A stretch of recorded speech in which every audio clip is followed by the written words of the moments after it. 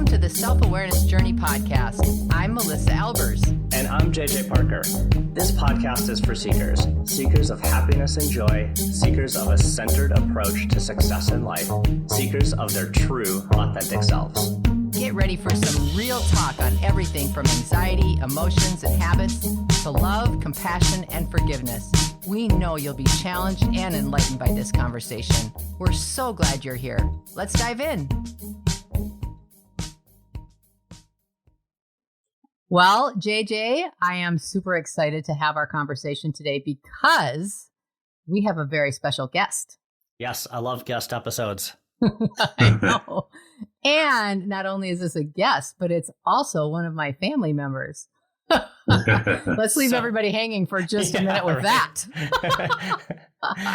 Everyone stops listening. Just kidding. Right. The conversation I actually want to have today is on diversity. And I think that this is a really, really rich conversation to be having. And I'm so excited for us to enter into this discussion together. Yeah. Particularly with my cousin Tyrone. So we'll introduce him in just a moment. But yeah. So when we were thinking, like, I like talking about diversity, right? You and I, we did a pod a while back about, just sort of like our prejudices, right? Yeah. And how some of our like thinking patterns create situations that are not great, right? Right. And when we talk about, things like racism and diversity and these challenges that we have in our society, I think there's I won't say prevailing, but there's this idea around like, hey, you can't say some stuff that's uncomfortable.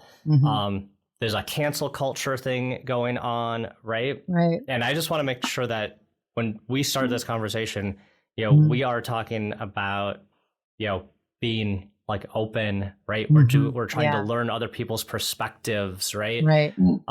And even though some of these conversations make us a little uncomfortable in some ways, they might challenge some of our worldviews. I think they're so vitally important, and we might not get it right? Like I might say something stupid.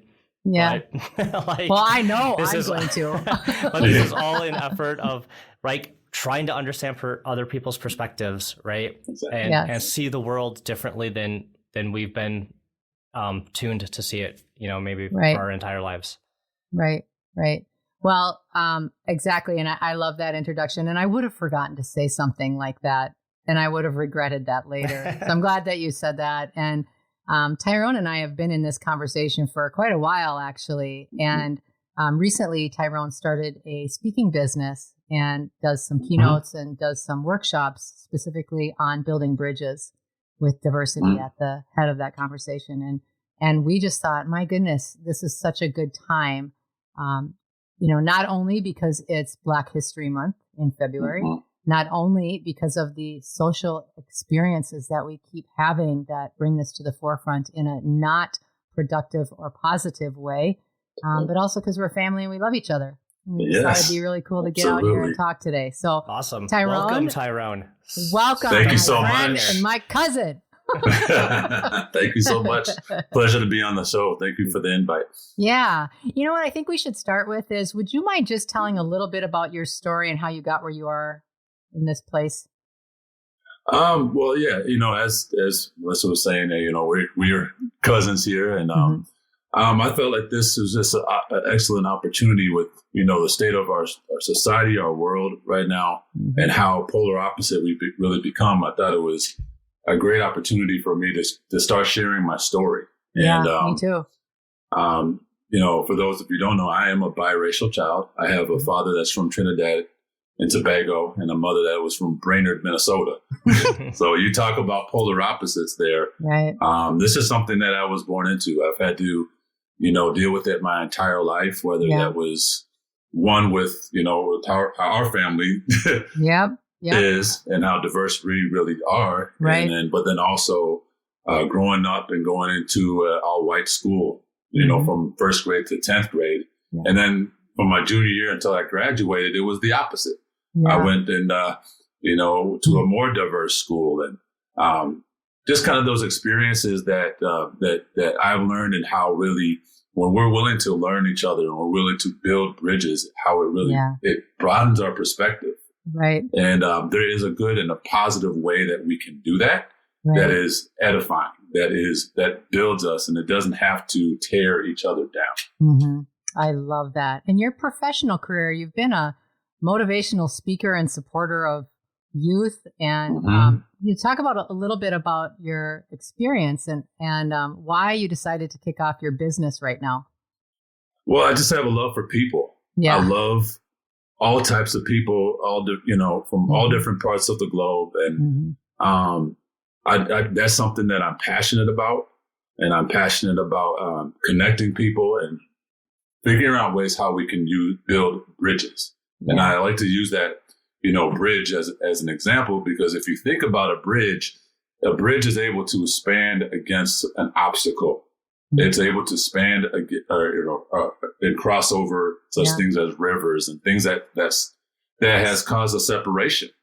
Yeah. And then it unites. It brings us back together so that we can have a meaningful relationship and continue to connect. Right. And I think that, for people to live the life that we're supposed to live, which is my slogan that I believe in, we need to learn how to connect. We have to learn how to relate to one another. Right. Because otherwise we're limiting our potential. We're limiting our influence. And we're limiting, we're really stifling our growth as people in general when we don't know how to do that. Yeah. Yeah. That's so true. I love your perspective. And I particularly love your perspective because of the life that you've led. Yep. This has been something that maybe socially people are talking more and more about in the last few years, but you have been living this for 37 years of my life. Yeah. Almost 40, and I'm knocking on it. I wasn't going to say anything. Can I ask you, as someone who's biracial, again, I forgive me for maybe the crudeness of this question, but it's do you identify sort of more with this white community or with the African American community, or are you what is your experience kind of being, frankly, in the middle? I choose to identify as biracial, as both. Mm-hmm. Even though society, when they see me, they're going to see a black man. Mm-hmm. But I myself choose to identify as biracial, because if I choose to choose one side or the other, I feel like I'm either dishonoring my mother or I'm dishonoring my father. Mm-hmm. And I'm blessed to have a great relationship with both of them, and both sides of the family. And it took a lot of work. It took work to do that, to get there, but it's possible. Right. And that's what I want to show people, that it is possible, that we can be bridges, and it's something that we can all grow from. So, yeah. When you and I were talking about that last week, you said something to me that I actually haven't stopped thinking about. You said, or maybe it was even a couple weeks ago, I can't remember, but you said something like, as a biracial child, it is, and if I don't say it properly, correct me, but you said as a biracial child, it is normal to choose one side or the other as your affiliation. Yep. And I think was a lot stunned of by that. Yeah. I think a lot of that can be based off of exposure and based off of whatever the circumstance has been. Yeah. Because I know a lot of people that were like me, they one side maybe wasn't as accepting to the other side of the family, or whatever their situation was. It kind of forces people to pick sides. Yeah. Really. Right. And I find joy in that and embracing both sides. That's me speaking. Yeah. I find joy in being able to do that, and be able to cross culture, and be able to speak to Caucasian America and African America. Right. And I find those skills, being able to do that with even other cultures as well. Right. Well, I know we're going to get into this topic a little bit, but I wanted to just ask you your perspective on this. Okay. I feel like socially, we're in a mess right now. Politically, we're in a mess, right? Mm-hmm. And this race thing is just like a beating of the drums. It's just getting louder and louder, particularly here in Minneapolis. Why do you think we're in this position today? How do you think we got here? Well, I think that's a very deep question and a detailed question. Yeah. There's several reasons why I think that we kind of got to this position, because we have to. One thing that when we have these conversations, we have to acknowledge that what was there. There's just no way around it. We have to acknowledge that this is a problem, that this has been here, but we have to acknowledge it. When I say acknowledge it, it's more like saying, okay, this is here now. What can we do going forward about this? Right. It's not. I don't choose to come from the perspective of looking backwards too much, even though we have to acknowledge the history, because we can get stuck that way. And then that, how can we keep on going forward and be forward thinking if we're just always referring to 400 years ago, like stuck in our learned behaviors or whatever. Like you talked about that in the past. And about that is like, with anybody, and this is anybody, we've all been trained in how we think. We've all been trained at that.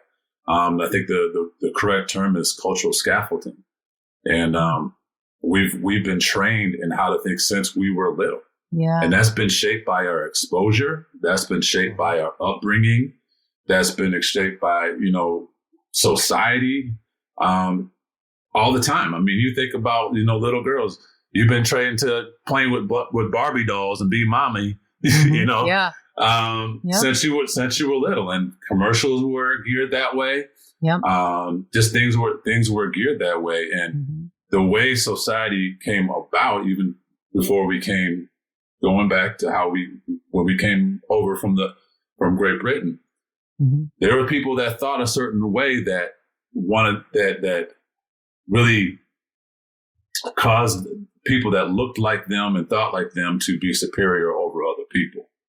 That's where racism came from, which really is a form of tribalism, because you see it everywhere still. Right. In Africa, this takes a different form in different parts of the world. And it's very natural for us to tend to lean towards people that look like us, think like us, act like us. Yeah, right. It feels safer. It feels easier. You don't have to think, right? You don't have to push against anything. Think about a high school lunch area. Every kid migrates to their type of people. And I remember being in high school junior year, and the Caucasian kids were at the front of the room. Then you have the Latina or the Hispanic kids, and you have the Asian kids, and then you have the black kids in the back of the room. And then those of us who like to mix it up, we were like in the way back. But I was just hanging out there with the AV nerd kids. Yeah. And you see the job, you see the athletes, you see, we all migrate to people that tend to we're familiar with and we're comfortable towards. And that's why it takes everybody, when I talk about bridges, it takes both sides to work and be willing to cross culture and be willing to connect with each other. It just takes works to do that, Yeah.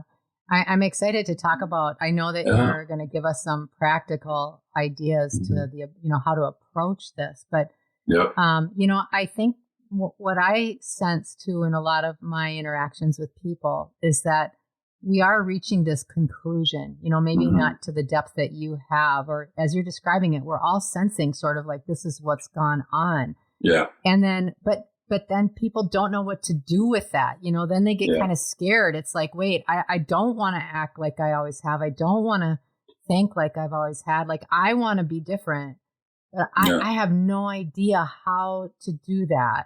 How do I do that? Yeah.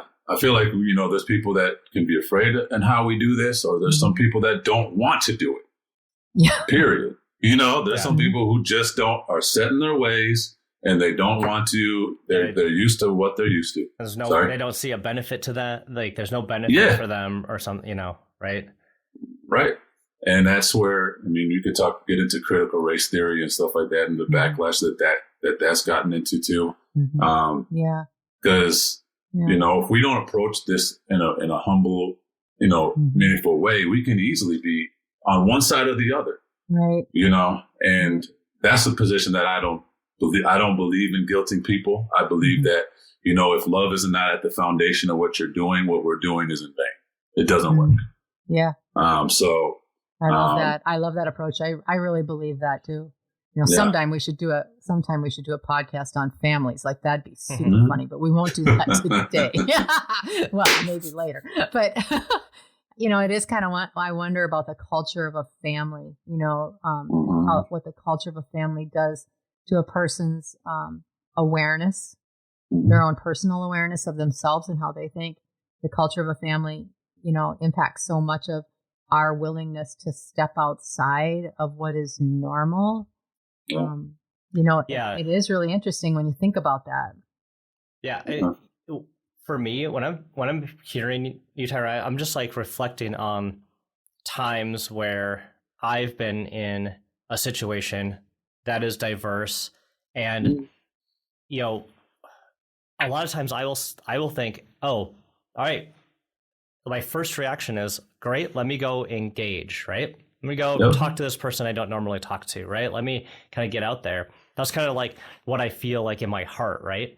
But then it's so easy to get in your head and be like, oh, wait, maybe this isn't safe. Maybe I shouldn't do this. What, you know, you just kind of like do this whole thing. And I just kind of want to be like honest about it. I think that's like a common reaction is like what you feel in your heart gets like quickly overridden by like media images that you were probably like got from the media, right? And all of this craziness that just bounces in your head, and then you just don't do anything, which is which is a huge part of the problem, right? Yeah, exactly. And then that's how our subconscious bias is formed.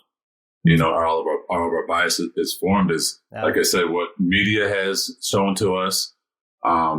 And I say us, it's on both sides. Yeah. But media has shown to us what our experiences have been. And, you know, there's people that will not cross over and go to the other side of town just because it's out of the normal. It's you know, they don't feel like it's either fear. And it's on both sides of the spectrum. There's people that I've seen people that live in the suburbs and won't go over to, you know, to the rougher areas because of the imagery that they see. You think everybody is that way when that's not the truth. Exactly. I mean, actually, if you go to certain parts, you'll learn more about that. Exposure alone will teach you and show you so much more about culture and so much more about community.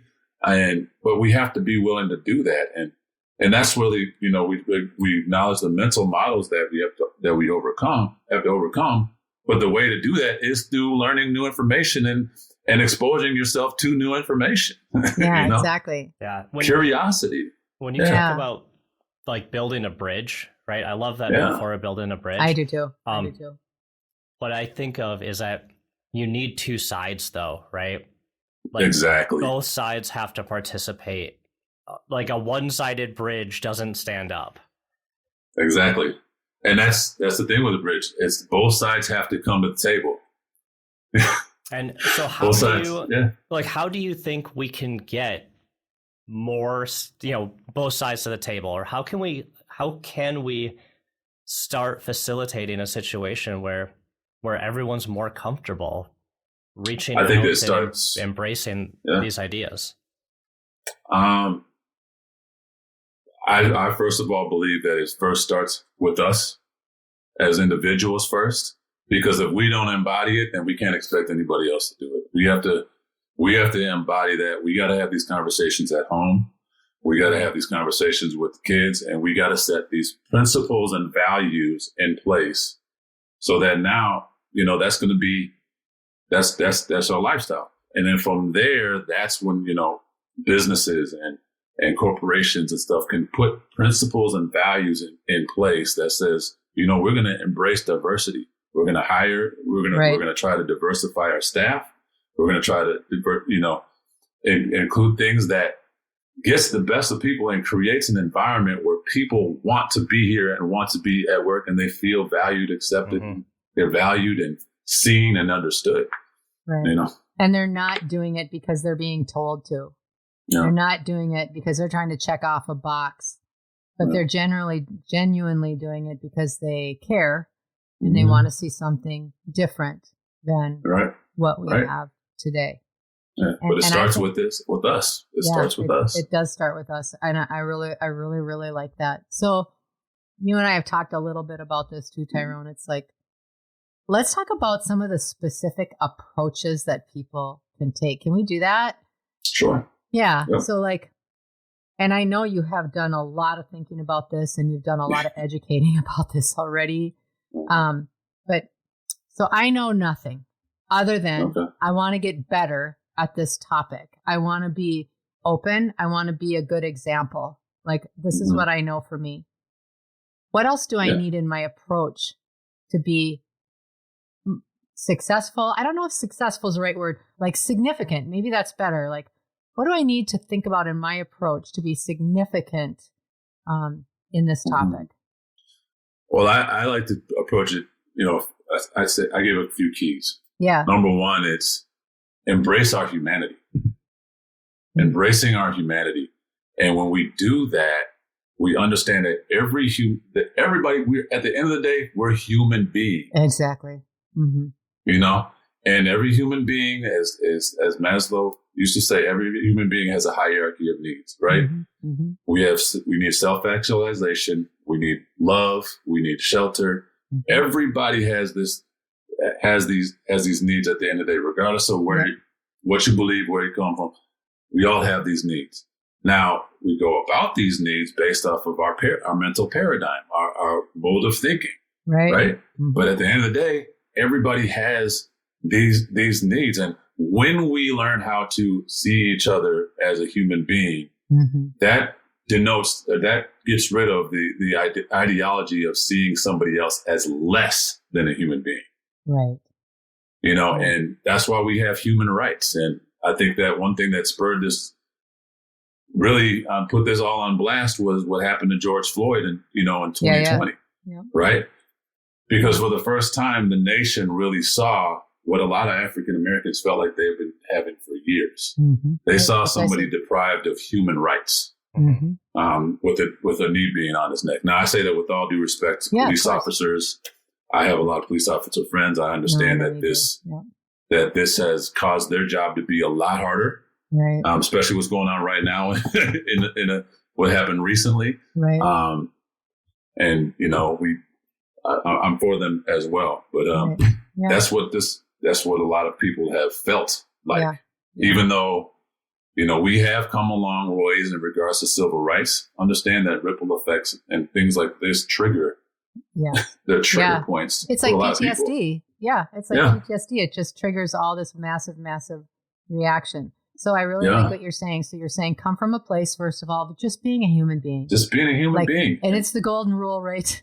Yeah. It's the golden rule. And when we learn how to embrace our humanity, that's where I can start to have a common ground with you now, right? Mm-hmm. Yeah. We all need food. Sometimes food is a great get together. Yeah. Well, it sure is in our family. All right. It is. I know. It is. Because everybody needs to eat, right? Yeah. And then even, just getting the neighborhood together, getting together with people over social occasions and stuff like that. Right. You're seeing the human side of them. But then I say number two, I say, you know what? We have to be humble. We can't think, because we can think in two different ways. We can think as an oppressor or a victim. And that's interesting. That's our mental models. It can either cause us to be as an oppressor or as a victim. And with an oppressor mindset, nothing needs to change. Or really on both sides, we could say, I don't really need to change or whatever. But with the oppressor, we're talking down. We're speaking down at that. This is just the way that it is. I'm not changing anything. But with the victim, you're always thinking that the system is against me. Oh, right. That this is always working against me and then why I can't overcome that. Danger is when you just have that kind of mindset, you don't see that we have overcome a lot. And a lot of these mental blocks is in your mind. Yeah, right. You know what's really interesting? Right here at this exact piece. This is super interesting to me because even if you're well-intended and you understand that everyone has basic human needs, okay, like you just do that, right? And so then you enter into an experiment of a conversation, or you try to be open with someone that's different than you, a different colored skin or whatever. It could be different, whatever, different part of the world. I don't know. But if you come at it from a perspective of where you still think you're a little better and you're just going to help the cause, right? That is a very different energy, isn't it? Than still understanding human needs, wanting to be different, like wanting to be better. But if you come in with kind of that little string of agenda, that doesn't feel good. Yeah. Yep. And that's one thing that's always keeping us at polar opposites and not causing people to come together.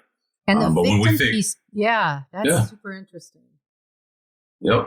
But when we think with humility, which means to be sober-minded, that's now we now can begin to think a little bit more clearly, and see each other. And that's what I believe everybody desires at the end of the day. Everybody desires to be seen, heard, and understood. Yeah. Everybody. Amen. Absolutely everybody. Yeah. And for who they really are. Exactly. Not an actor self, not who they're trying to act like they are at work or out for dinner or up at the podium or whatever. But just who they really are. Yep. Everybody wants to be seen, heard, and understood. Yeah. I know a lot of businesses that are trying to figure out how we can have this inclusive environment where everybody feels valued. Yeah. Because they got to be able to be seen, heard, understood. You got to value our differences. Yeah. Value the people, and I like to put an example like this. I'm an Apple guy, right? Yeah. I'm not endorsing here, right? But, we all have smart devices, but these devices are not biased, right? They're not biased. These companies that have developed many of this have researched different cultures, different languages. You can talk to Google or whoever, whether it's Google, Alexa, or Siri, and they can speak their language to whoever. Right. You can be totally paralyzed, and they can help you because they had this type of approach. There's human needs. We want to meet those needs. We want to help these people do that, and then they're benefited because of that. So, yeah. Well, I love this. Is there anything? Yeah, it is. But is there anything else that you think we should be thinking about in our approach to individuals, or how we're, what do you encourage people to think about from our conversation today? Like, what are you hoping will happen as a result of our conversation? First thing is educating yourself. That's exposing yourself to new information is probably the best way of overcoming those mental models. Like I give my example of when I was in my, in the primarily white school, right? I felt like the minority there, at that school. Yeah. And I remember coming home and asking my dad, like, why is it like this? Why is it, some of my other friends getting preferential treatment over me, da-da-da-da-da. Right. And he said it's mostly because they didn't know how to relate to somebody like me. Yeah. I don't like to say that it was racist, because I just felt like they didn't know, because it wasn't their normal. In the Western, more affluent area of Minneapolis, I think that's very true. Yep. That wasn't the normal. And your dad was having so much grace being able to say that and see that at that stage, like really seriously. Yeah. And that wasn't the normal. So, but once I began to build relationships there, I've still had, good friends that are from that I made there. But it took some time, and it took some work and learning how to, this is how we relate. So building a bridge there is educating yourself. And then the opposite happened when I went to, the school that I went to for my junior and senior year. Actually, I finished in Florida, but Yep. That was in the inner city. That was a very diverse school. They prided themselves in diversity, but it was an experience where great school. But it was an experience where my perspective got enriched because I was able to see other kids, one that looked like me, but then also other kids that are of all different backgrounds. And I began to learn more about my Black history there. I didn't learn about, Stokely Carmichael, who he was, until I was a junior in high school, and Black Panthers. So a lot of that stuff that I could learn, from first grade to 10th grade, I didn't learn until junior, senior, and then into college. Right. But that experience showed me a different thing, and why certain stigmas were like, where are the way that they are, and the history that's behind that. Right. So, right. Okay. That's great. That's really good advice, is to make an effort to expand your understanding, expand your education. That's really, really good. And there's several ways that you can do that. One is just being amongst people. Like, go and expose yourself across, go enjoy something now, in these other parts of the city, and just be amongst the people. You'll be surprised how much of culture alone that you will experience. Right. If you just go to Lake Street. Yeah, I know. Just how much culture alone that you and great food. Great food. Great food. Yeah. But you gain an appreciation. Right. Right. Yeah. When we do that, I've also learned that in traveling internationally. Right. And just getting a different perspective on how different parts of the world is. Because guess what? The world is not like our little block in America. Exactly right. Sure is not. Yeah. You enrich your life so much more by having a mind that is moldable and teachable, and not saying that, this is just the way that it is. No, Right. Yeah. JJ, I've been monopolizing this conversation a little bit. Is there anything else you wanted to ask or add? No, I just like we're having this conversation, right? It's kind of like, me too. The more I always feel like the more we can bring subjects to light that don't sometimes get a lot of light, or that are easy to, or that are just simply more comfortable to ignore.